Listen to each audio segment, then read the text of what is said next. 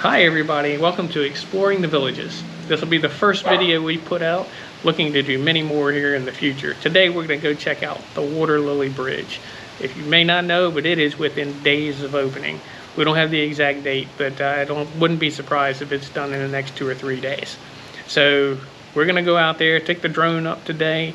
It's a little bit windy, so apologize for being a little bit jumpy, and I took it in some fairly tight spaces, so I was trying to be really slow in maneuvering. So you can kind of get a feel of what it's going to be like to go at least up the ramps, and didn't go all the way across. Wouldn't be legal to take the drone across the highway. So got some pretty good footage, I hope, and I hope you enjoy it. So let's go check it out.